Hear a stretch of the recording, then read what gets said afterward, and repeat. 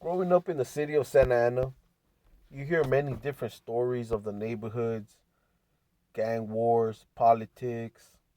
You hear accounts of shootings, you know, in the news. You would hear murders. And I remember being a little kid growing up in the barrios, you would hear gunshots in the middle of the night, and it was an everyday thing, and I remember being in middle school, and I personally was never a gang member.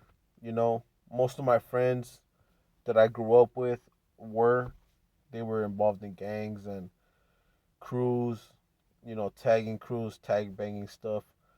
I was a greaser, a rebel, and things were pretty interesting back then. And I remember hearing stories about very notorious gangs.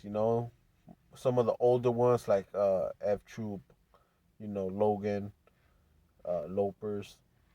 You know, uh, we would hear many different stories. But the one that really stood out was Fxtroop, located in Salvador Park. I remember as a chavalito being scared to walk through that neighborhood. A homie would tell me, "Oh, okay, get on my pad over here. Where do you live at? Oh, I live in over there by Salvador Park." You know, and it kind of just was a sketchy situation. That I mostly try to avoid. Many other kids did too because I remember hearing stories about kids getting mugged. Not kids, but gang banging kids getting mugged, getting guns pulled on them. Getting stabbed. You would hear about murders in the park, right there in Salvador. And ever since I was a kid, I was always fascinated by the fact that these were old neighborhoods, and somehow they maintained the reputation of violence and gangsterism. And first off, I want to say my respects to that barrio. You know, uh, your neighborhood business ain't none of my business. Most of the things that I'm gonna discuss on this particular podcast is public knowledge. You know, everything you can search up. Nothing informant or anything is happening. Uh, these are things you can find on Google. And the first thing I want to share is a blog that I found on a page called Police Law Enforcement Solutions, and it's titled "When the Mexican Mafia Takes Out a Pawn." It was published on November 9th, 2010 by Richard Valdemar. And it goes like this. Perhaps you remember the 1965 through 67 television sitcom about a cavalry troop that just could not do anything right. One of the largest and most violent gangs in California took its name from this sitcom. The gang, which was formed in the Santa Ana area by primarily Hispanic members, was known as F Troop, and claims that the original roots of the street gang stretch back from the 1940s, but it adopted its new name in the mid 1960s. In August of 1992, the local Mexican mafia leader and local heroin hype, Peter Sana Ojeda, called a meeting in El Salvador Park, east of the Santa Ana River, at Civic Center Drive and Raid Street. Of representatives of more than 50 rival Hispanic gangs, leading the meeting of several hundred gang members was Mexican mafia members Peter Sana Ojeda, Mike Musclehead Salinas, Raymond Champ Mendez, Ambrose Sporty Gill, and La M associate Arturo Art Romo. Art Romo was an F Troop gang member and supporter of fellow drug dealer Sana Ojeda. Art Romo had drug contacts in other gangs such as Logan, Delhi, and the Alley Boys. He also had contacts with Mexican and Colombian drug cartels. Art Romo ran a t-shirt screening operation called A&G, Exquisite Designs, or Maldito with his fellow F-Troop homeboy Comercindo Gomer Rios. After the infamous El Salvador Park meeting, Art Romo organized the United Gang Council to support La M and Sana, Ojeda's gang edicts. This ordered peace treaty was actually the enforcement of the Mexican Mafia rules of engagement and taxation. These edicts did not stop gang members. They only prohibited the drive-by shooting tactic, but the gullible politicians and the media ate it up like piranhas on a pork chop. They treated the Mexican Mafia's gang truce leaders as if they were neighborhood heroes. A few months after the meetings in El Salvador Park, Art Romo was arrested for laundering $59,900 for a Colombian drug cartel and a cocaine sting. U.S. District Judge Gary L. Taylor was impressed by the 125 letters of support for Romo. He felt that the letters expressed true heartfelt praise for Romo's really wonderful assistance to the community.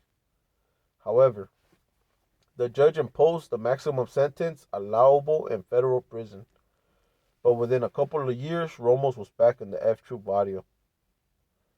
In 1992, the DEA arrested Ojeda on federal weapons charges in Operation Green Ice. Following Ojeda's arrest, DEA agent Santos Miranda received death threats from the Mexican Mafia. Ojeda was eventually convicted and sentenced to federal prison in 1995. The other Mexican Mafia members who were also present at the El Salvador Park meeting were indicted and convicted in a RICO conspiracy. Art Romo continued doing the Mexican Mafia's business with his front organization, called the United Gang Council. However, Santa Ana's community policing team, Sergeant Dan Biomarquez and Deputy John Hibinson, were not fooled by the good guy media version of Art Romo. The DEA and Mexican Army Major Felipe Perez Cruz in Tijuana's office of the General Prosecutor Procuraduría General de la República, PGR, were also looking for Art Romo because of his connections to drug cartels in Tijuana and Colombia. In March of 1998, the DEA and Orange County Task Force requested the assistance of the Los Angeles County Sheriff's Department to take down an F-Troop drug operation. LASD, Major Narcos, and later prison gang unit assisted in the takedown of this operation. Seizing over 260 kilos of cocaine, F-Troop members Fernando Melendrez, David Ramirez, and Art Romo were arrested and charged with drug trafficking conspiracy. This wholesale 5 million cocaine seizure brought out the Mexican Mafia's legal dream team. From the high-powered Osahima law office, Glenn K. Osahima himself took the lead. His second was defense attorney Shirley McDonald, whose ex-con husband Albert Babo Juarez was a validated Mexican Mafia associate and the suspected main member. In the past, Shirley McDonald Juarez represented Mexican Mafia godfather Joe Pegleg Morgan in lawsuits against actor Edward James Olmos involving the movie American Me, 1992. Attorney Shirley McDonald and her husband were listed as assistant director and director of the cause. Cultural awareness uniting in special efforts, this was, in my opinion, another front organization of La M. Other members of the board of directors included La M attorney Daniel Guerrero and Paul A. Sharp. The program director of the American Recovery Center, American Hospital, in Pomona, California, Sharp's son, a La M associate, was convicted for the taxation and home invasion robbery of a drug house in Whittier, 1994. Like Art Romo's United Gang Council, the Mexican Mafia infiltrated community organizations such as No Guns, The Cause, and various drug rehab programs. All are used to establish an appearance of legitimacy. They generate letters of support, counseling, and drug program certification for individuals favored by the Mexican Mafia prison gang. Romo's 125 letters of community support were meant to flood the courts, probation, and parole with false positive reports that could influence the justice system, as well as genuine community and civic organizations. I testified as the Mexican Mafia gang expert during Romo's trial. As the trial progressed, I noticed a diminishing effort to defend Romo's interests. As the case closed, I received information from an informant that Romo's co-defendant Melendrez and Gomez had given orders to hit their own homeboy. Romo was convicted and placed in protective custody, but remained at the Orange County Jail for several years. Appealing his case and delaying sentencing in July of 2000, Mexican Mafia veteran Roland Berry was arrested for meth trafficking in San Bernardino and Orange County. He had traveled to Southern California from his home in Hawaii to secure sources for his ice dealing. Hearing that Berry was to be moved from San Bernardino to the Orange County Jail, Romo offered to relinquish control of a portion of the Orange County Jail to Berry. Roland Berry replied in his typical bravado fashion, "I've been a brother since the early 70s, was part of the famous in Tracy, the Mexican Mafia, was founded in Duell Vocational Institution in Tracy, California. Now, are you a brother, yes or no?" He then signed the kite, Roland M. This very kite was disrespectful and questioned any control Romo might have thought he had. Romo's association with high-powered La M members, his loyal service as a liaison to the drug cartels, his close association to the Mexican Mafia lawyers, and his usefulness as a frontman meant nothing when challenged by a real-made member. This began this pawn's fall from grace. Art Romo was just another example of an Fxtroop member who just couldn't get anything right. Author Richard Valdemar, Sergeant, retired from the Los Angeles County Sheriff's Department after spending most of his 33 years on the job. So it's very interesting. It seems like the only way out of this type of lifestyle is death, or to be locked up in jail for the rest of your life, be paralyzed, And at the end of the day, the ones who suffer, the ones who really get to pay the price, is the children. It's not their fault. But here I have another article from the Orange County Register titled "Santa Ana Gang Member Gets Life in Prison" by Kimberly Eds. This was written in June 15th, 2007 at 3 a.m. Or I think that's when it happened. A Santa Ana gang member who gunned down two men while hunting for members of a rival gang was sentenced Friday to life in prison without the possibility of parole. Juan Pablo Bacera, 27, known as Lefty by members of his 7th Street gang, was out to kill members of rival Fxtroop gang on 3 nights, in 2002 and 2003. Deputy District Attorney Allison Gibbs told the jury during Bacera's trial in March. The jury convicted Bacera of 2 of the murder, but deadlocked on the 3rd gang-related hit. Bacera shot and killed Pedro Tiger Martin, 24 years old, an Fxtroop gang member, on November 17, 2002. After Martin tailed Bacera as he drove down his block, Bacera was also convicted of murdering Angel Gales, 18, who was shot to death just after midnight, July 27, 2003. As Gills and a friend were leaving the parking lot of a fast food restaurant on North Bristol Street, Gills hung out with the Fxtroop gang. But the jury could not reach a verdict in the death of Michael Ruiz Jr. The 17-year-old was shot 3 times in the chest on July 26, 2003. after he was asked, "Where you from?" before firing 3 shots into Ruiz's chest. Ruiz did not have ties to the Fxtroop gangs, authorities said. Gibbs asked the Ruiz murder charge be dismissed after the jury deadlocked. Barcela was convicted in March on 2 counts of first-degree murder and special circumstances, allegations of murder to benefit a street gang, and the use of a gun. He was sentenced Friday to 2 life prison terms without the possibility of parole, along with 2 25-year to life sentences. You know, it's just very sad. You know, our raza just keeps getting incarcerated, for the street life. But it doesn't pay. At the end of the day, it doesn't pay. Here I have another article by the Los Angeles Times titled Youth 17 Convicted of Murder and Deaths of 2 Rival Gang Members by John Needham.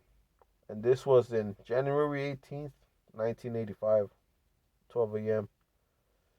A 17-year-old gang member whose lawyer tried the unusual legal tactic of having only a judge rather than a jury hear his case was convicted Thursday of 2 charges of second-degree murder stemming from a shootout between rival gangs in Santa Ana last September.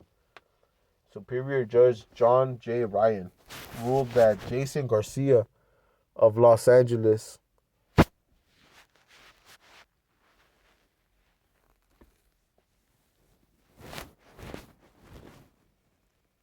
a member of the Diamond Street Gang, shot and killed Anthony Silerio and aided and abetted in the fatal shooting of Frank Villa last September. Both victims were 21 and members of Fxtroop, a Santa Ana gang, police said.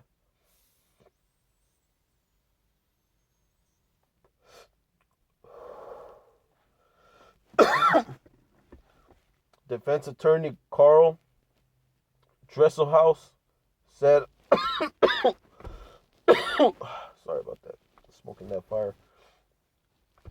Defense attorney Carl Dresselhaus said outside court that he felt that at a time of increasing publicity about the criminal activities of street gangs, Garcia would be better off being tried only by Ryan. Quote, I've done a lot of jury trials in the past, but for years, my hobby is staying away from jury trials, the lawyer said. Avoiding emotional jurors,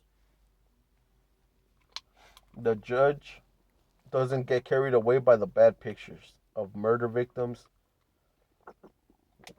as an emotional juror night. He said, the murder victims always look bad in such pictures, which are displayed for jurors at trials, he added. Dresselhaus said he believed the non-jury tactic did not hurt Garcia because Ryan seemed to be wanting to give the defendant a break by calling the shootings the spur of the moment. Taking away premeditation and a first-degree murder verdict, Garcia had been charged with first-degree murder. Dresselhaus argued that the shootings were self-defense on the part of gang members who feared for their lives, and that the actual shooter was not Garcia, but a Diamond Street member who was never caught.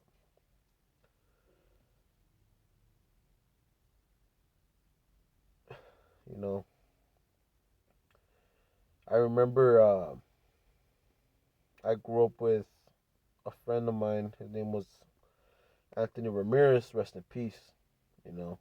This guy was one of the most bravest guys I've ever met. Never turned down any fight. He had a good heart, wasn't disrespectful. He was a funny guy, very cool individual. And we grew up. I met him like in 7th grade. And I got to know him till about sophomore year, until he dropped out. He ended up joining the Fxtroop gang. And I think they used to call him Boss. I don't want to throw his name out there like that, but I think it's important to understand that before he passed, his cousin told me a story of before he left his house, he asked his cousin for help, that he wanted to get out of the street life, and he wanted to stop doing drugs, and he wanted to be straight, but that he didn't know how to do it. He was afraid. And I remember when she told me that, she started to cry, and one day that same day actually, he walked out of his house. He was going to go for a bike ride. He never came back home. He was gunned down in his neighborhood. And he died a soldier, He died representing what he loves, and I can't be mad at that, Nobody can. If that's what he stood for, then it is what it is. But what's sad is that at the end of the day, the family pays. I see the tears of his mom. There's times where I run into them on the street, and they see me and they start to cry, because they remember. And it's a very sad thing, having to bury a homeboy, knowing that he's young, knowing him since a kid, knowing that he was just a good kid with good intentions. He just didn't have a good male role model. He didn't have someone to point him to the right direction, or to teach him about cultura, about who you really are inside, going back to your indigenous roots as Mexicas, And I think it's very important we understand that this gang lifestyle is going to take us down a very dark road for Raza, We're so divided between North and South, and at the end of the day, we're all brown. We're all from California, and I think we should try to be more united as a people, because usually we're always at war with our own people. We always want to step on top of our own people, and there's just a lot of problems in society nowadays where I believe it's a spiritual thing. Us as a people, we used to be spiritual. We used to have high spirituality, Lately, I've been doing research about the tribe of Issachar and how there might be we might have descendants from the tribe of Issachar, which belong to the 12 tribes of Israel. And I believe we need to really study our history so we know where we're going, because if you don't know where you're at, you're never going to know where you're going. I think I heard a saying like that come from Marvelous. But yeah. So I end this video with this, stay safe out there, mi gente. Just know that as Raza, we're going to continue to move forward. Nothing can stop us, because even though our flesh dies, our blood still keeps moving, through our kids, through our siblings, the blood never dies. And right now I'm going to put a very good oldie that I want you guys to hear. And I hope you guys have a good night.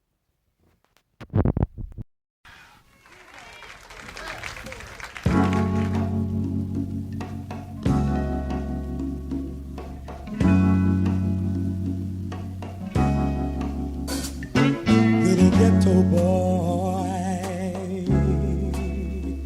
playing in the ghetto street.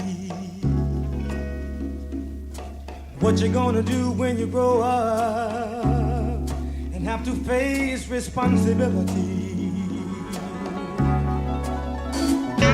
Will you spend your days and nights in a pool room?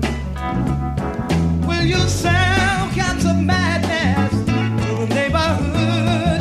Little ghetto boy, you already know how rough life can be. Cause you're saying so much pain and misery.